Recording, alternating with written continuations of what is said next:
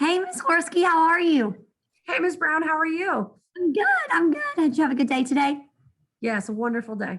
Good, good, good. Okay, well, thank you so much for joining me for our second coaching session. I hope you have been well since our last one, staying healthy. Yes, I'm so excited to get started on this. All right, so just to kind of remind you of our last session, we talked about and identified a student-centered goal, which was student engagement, focusing on that number of student responders, because we talked about how we had a lot of people blurting and a lot of people, speaking out and not, there really wasn't a true class discussion because we had that four or five kids who, just wanted to dominate the conversation. And you had mentioned how you wanted to be able to give every student a voice. And so we had created that goal of, limiting those number of responders and how we could accomplish that. So do you find that that goal is still applicable in your classroom? Are you still Oh, yes. Oh, yes, definitely. All right, so today we are going to kind of create a plan on how we can achieve that goal. So the first thing that I want to share with you is that checklist that I gave you earlier today. Were you able to get that? I have it. Okay, perfect. All right, and were you able to kind of look through it and see how that went? I was, yes. So I'm going to go ahead and just share the screen since we are here on Zoom. That way we can just look at it together. So Okay. you'll see on this checklist that obviously the title is to create a safe environment for a classroom discussion. And before we kind of get started about going through it, I wanted you to know that this is a live document. So what that means is this is not set in stone. Anything can be taken out, can be added, changed, however we need to, because this is your checklist. I don't want you to think that, this is, something that I just pull out and give to every teacher. I really want this to be modeled for you and for your students, because if not, they're not going to be as successful, because everybody's classroom is different. And we want to, make this where it's going to be the best for you and your students. So we're just going to through these, and please feel free to speak up and add, or tell me what you think.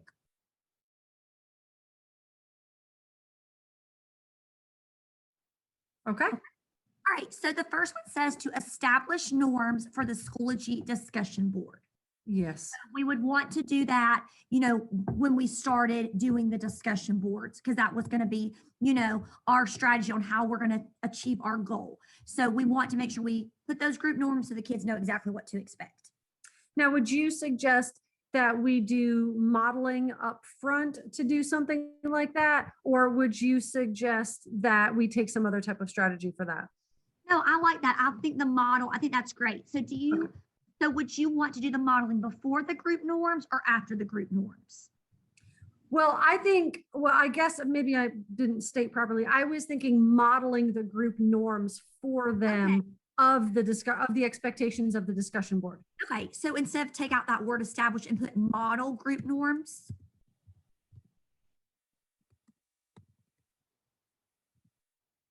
Model group norms for Schoology discussion board. Is that good? Yes, ma'am. Okay.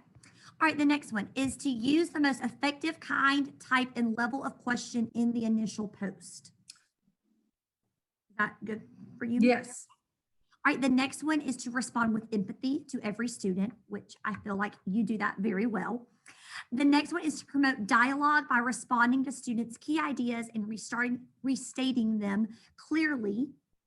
Let me fix that. Restating them clearly when students' comments lack focus. So, when you're going to have these kids talking back and forth on this forum, and we want to promote kids from just saying, "Oh, good job," so making sure that you're, prompting them, hey, let's give a little bit more than just, hey, I really liked what you said. Right. And I think one way to do that with them is to give them sentence stems to help them establish what they want to say, especially because in fifth grade, they don't know how to appropriately interact with people online. And so I think sentence stems or starters would be a really good idea to help get them going. I like that. I think that's a great idea. All right, the next one is to encourage students by frequently offering authentic praise, which you do on a regular basis. Suggest connections between ideas offered by other students. So that kind of goes back to that promoting dialogue as well. Mhm. And then the last one is to keep the conversation short enough to maintain student engagement, but long enough to promote a meaningful reflection. So that kind of goes back to that initial post that you make. Obviously, you don't want it to be some large, discussion, but you also don't want it to be super duper short where they don't really have a lot to talk about. Right. Okay, so are you good with this checklist? I am. I think this is a really good start. All right, awesome. Okay, so I'm going to stop sharing my screen. So we're kind of on to the next step. So we've established our goal. We've established that we're going to use the Schoology discussion board to help us achieve this goal. And we've created the checklist so that we are staying on track, making sure we're hitting all those cues to accomplish our goals.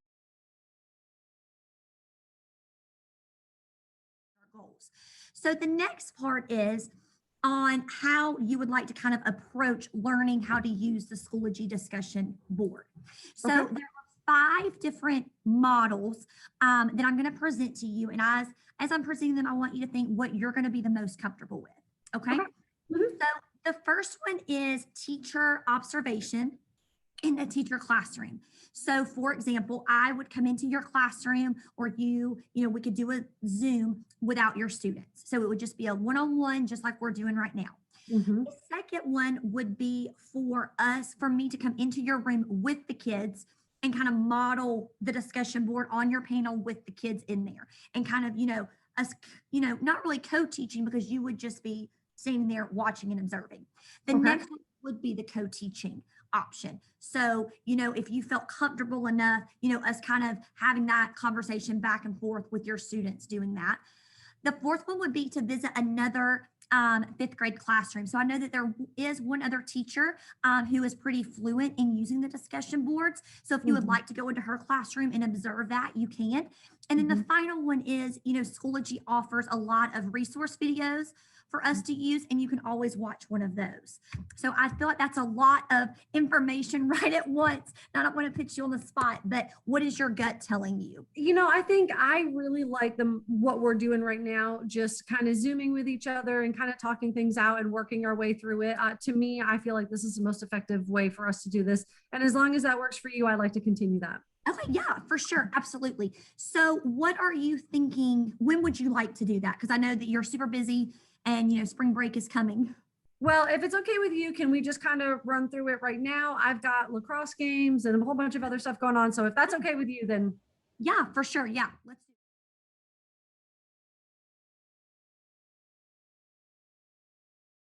let's do it. Okay, okay. so I am going to share my screen with you, and we are going to dive into Dreambox. So I'm going to use for the purpose of the model, I'm just going to use the sandbox course because I feel like that will be a little bit easier to manipulate. I just wanted to clarify something real quick with you. You said Dreambox, but I think you meant Schoology. Is that okay? Yes, I just wanted to make sure that yes, we were. yes. Sorry. Yes, we're going No, to be doing Schoology in the sandbox. The got it. sandbox. We got all these different systems, Miss Gorski. I can't keep them straight. Believe me, I know. So let me pull up my sandbox in Schoology for you so that we can see it. Thank you for that. All right. Let me share it real quick. Okay, so here we are in the sandbox. And so when you're thinking about doing this discussion post, I'm thinking, your 2 main subjects are science and social studies. Mhm. So when I was thinking about that, I kind of geared it more towards the science because I felt like that would kind of open up a little bit more discussion. Just looking at your units that will be coming up. So, like, I know that Okay. y'all will be doing the electricity and magnetism unit soon. I know that you're going to be doing constructive and destructive forces. So, that will I feel like this will kind of lead into that, if that's okay. Absolutely.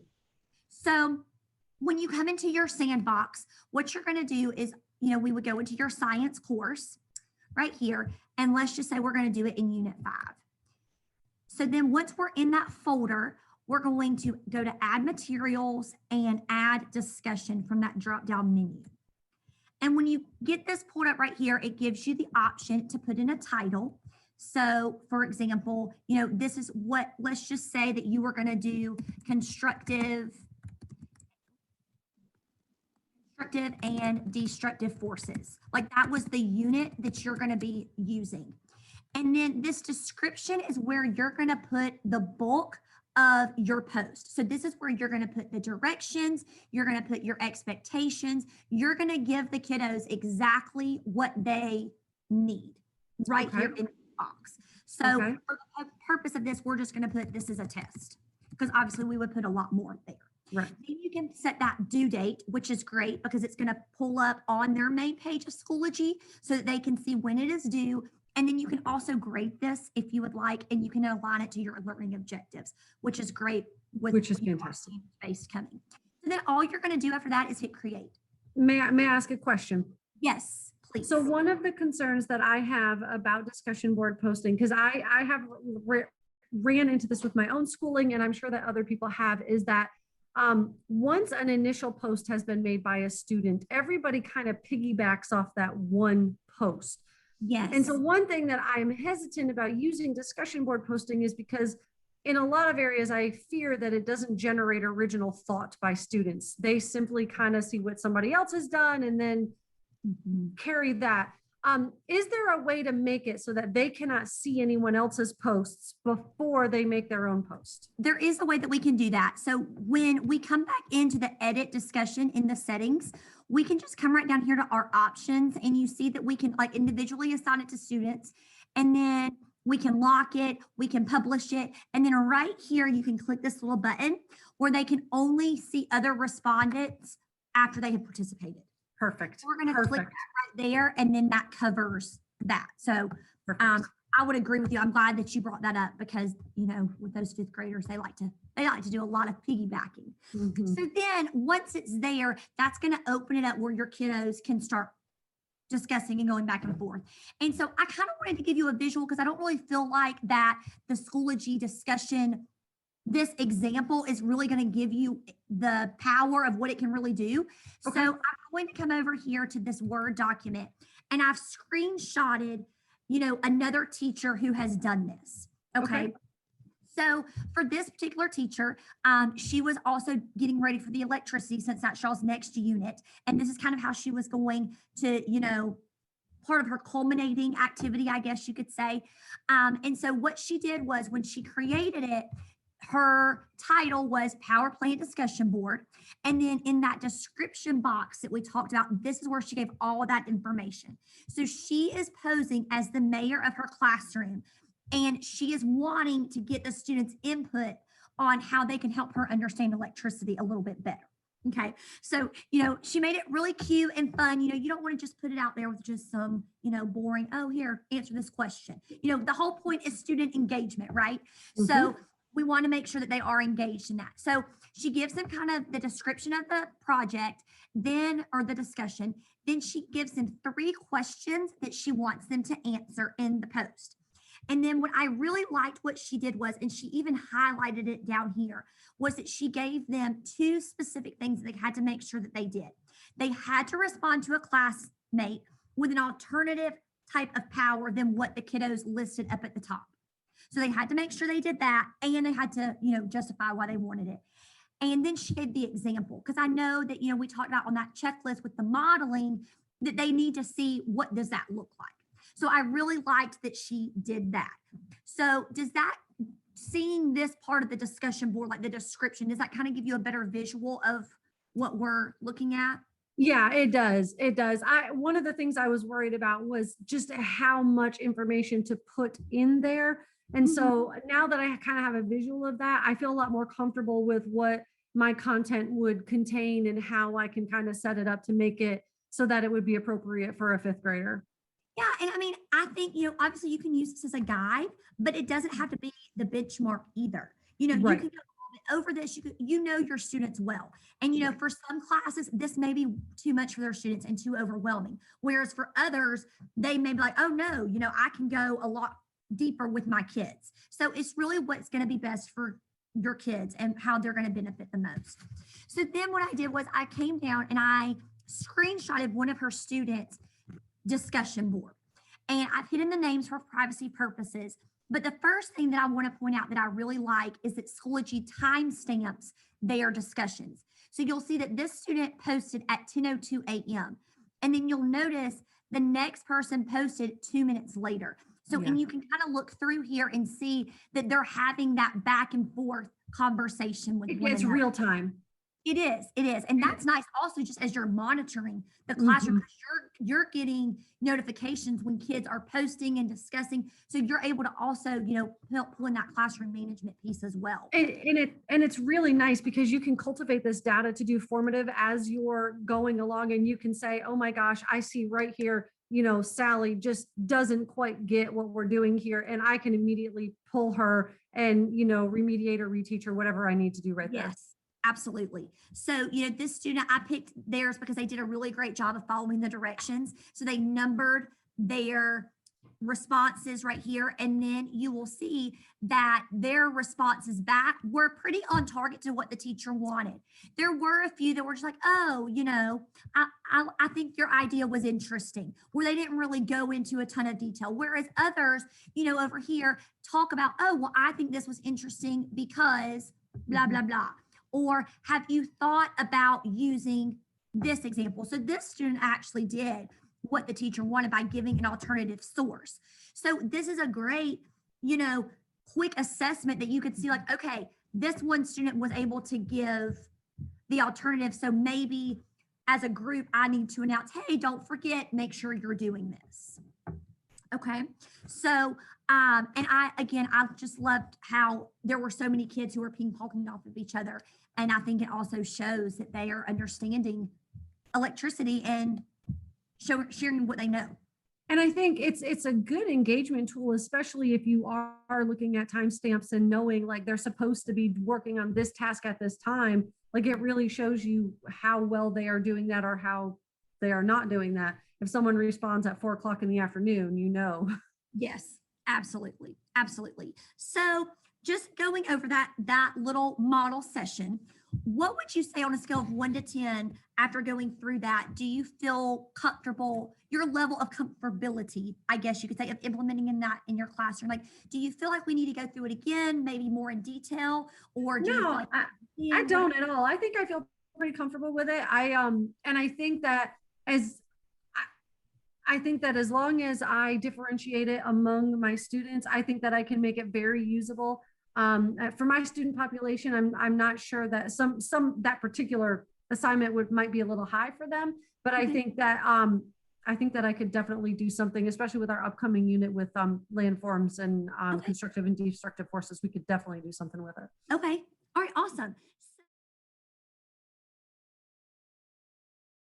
Awesome. So would you be okay go ahead and setting a time? Because what I would like to do moving forward is you take our session from today, thinking about your upcoming units and your lessons, and creating a discussion board in one of your classes.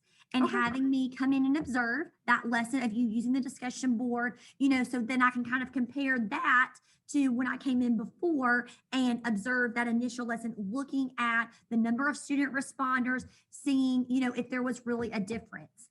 Now, are you are you committed to it having to be in science? Because off the top of my head, as I'm kind of running through this, I'm already thinking about some discussion board posts that we can do for social studies. We're coming up on some important historical figures, and I think that we can really kind of have some great discussion. Yeah, no, I will come in whenever you feel the most comfortable. Okay. So would you be okay if maybe I'm kind of looking at the calendar like the week after spring break, like Yeah. towards the end of that week? Yeah. Would you be okay with that? Oh yeah. All right. So I'm looking at that is probably going to be like April 15th. It's a Thursday. Would you be okay with that? Yeah, All right. absolutely. And I'll just plan to come in. You said maybe during social studies. Yeah. So like 10 a.m. Does that work? Perfect. Okay, Yeah. perfect. Awesome. All right, Ms. Gorski. Well, this has been fantastic. Thank you so Okay. much. All right. Thank you for your help. I can't wait. We're going to have fun. All right. Bye. All right. Bye.